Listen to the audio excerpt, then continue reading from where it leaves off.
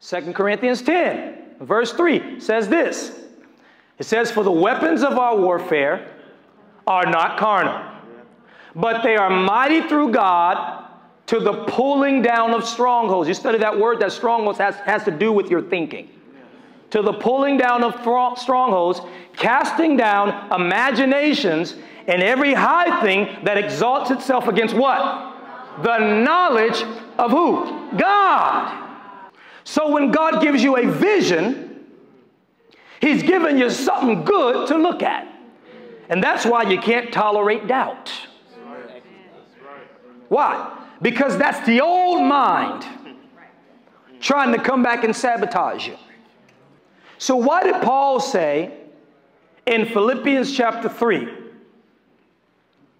after he talks about all the wonderful things that he had done in ministry? Paul had planted churches, he had healed people, he had done all these wonderful things.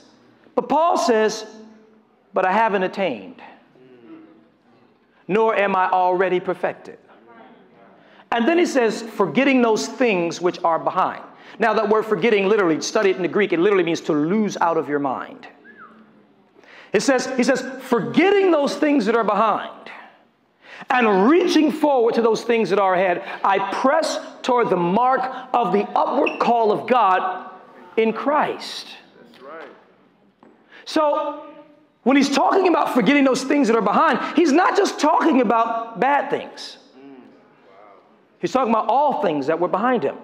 Why did he want to lose out of his mind all things, even some of those things that were good? It's because they were good, but they still had some evil in them, because he was still growing and he wanted to get his mind to a place where there was nothing negative in it.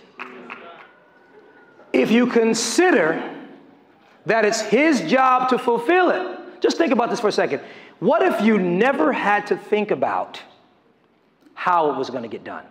Wow. What if the only thing that you had was the fact that it was going to be done, and therefore you positioned your life and everything about your life and your speech and everything, you positioned it for it?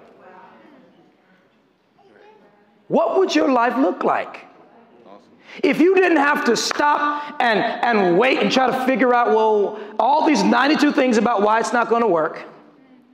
If you were convinced only positive about what God said, and no energy was spent doubting what he spoke to you, then what could you accomplish? What would you accomplish, and what would your life be like?